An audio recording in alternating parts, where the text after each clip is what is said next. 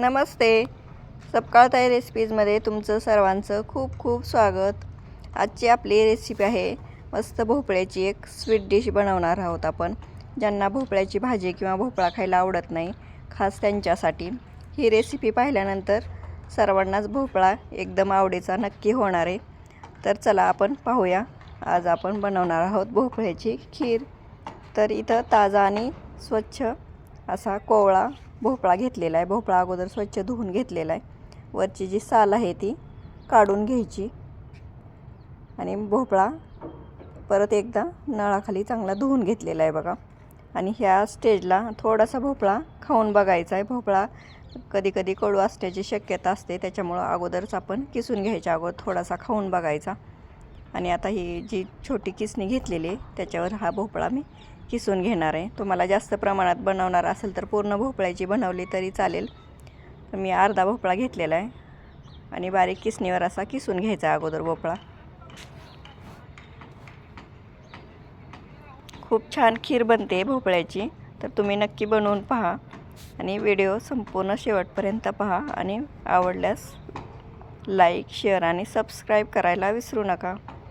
तर असा बारीक बघा किसून घेतलेला आहे भोपळा.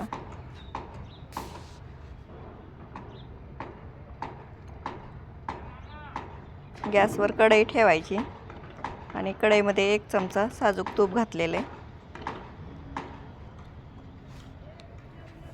आता ह्या तुपावर आपण हा भोपळ्याचा जो किस करून घेतलेला आहे तो छान असा मस्त परतून घ्यायचा अगोदर.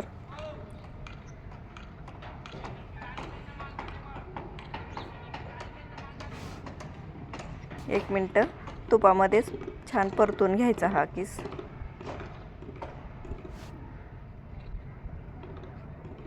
भोपळ्याची खीर बनवताना भोपळा हा ताजा आणि एकदम कोवळा बघून घ्यायचा, म्हणजे खूप छान होते खीर. आता ह्याच्यामध्ये अर्धी वाटी साखर घातलेली. साखर तुमच्या आवडीनुसार कमी जास्त करू शकता. छान मस्त आता परतून घ्यायचं आहे 5 मिनिट. वेळ पण जास्त लागत नाही आणि खायला खूप छान लागते. एकदा नक्की तुम्ही करून बघा ही भोपळ्याची खीर. ज्यांना भोपळा आवडत नाही ते सुद्धा अगदी आवडीने खातील. थोडंसं मी फूड कलर घातलेला आहे एकदम छान दिसण्यासाठी.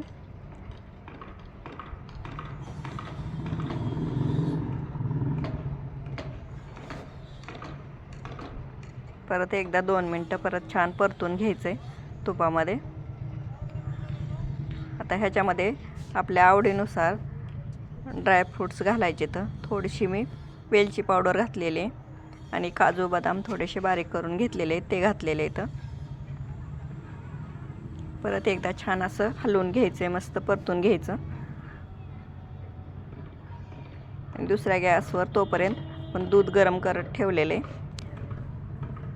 ह्या खीरमध्ये दूध घालताना दूध हे छान उकळलेलं आणि गरमच घालायचं, थंड दूध घालायचं नाही.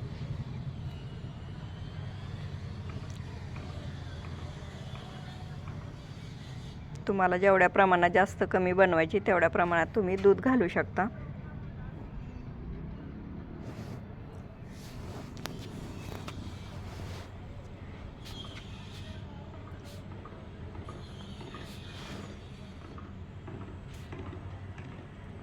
छान असं आता 5 मिनटं फक्त आपण ठेवायचं गॅसवर. ही खीर छान हलवून घ्यायची मस्त.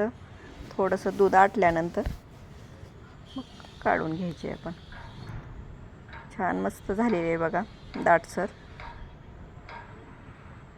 तर या पद्धतीने तुम्ही भोपळ्याची खीर नक्की करून बघा. आणि व्हिडिओ आवडल्यास व्हिडिओला लाईक, शेअर आणि सबस्क्राईब करायला विसरू नका. बघा किती छान झालेले. दूध आटून अर्ध झालेले. आता आपण वाटीत काढून घेऊ खीर. आणि ही खीर गरमसुद्धा खायला खूप छान लागते आणि फ्रीजमध्ये ठेवून थंड केल्यानंतर तर खूपच छान लागते. तर तुम्ही दोन्ही पद्धतीने ही खीर खाऊ शकता.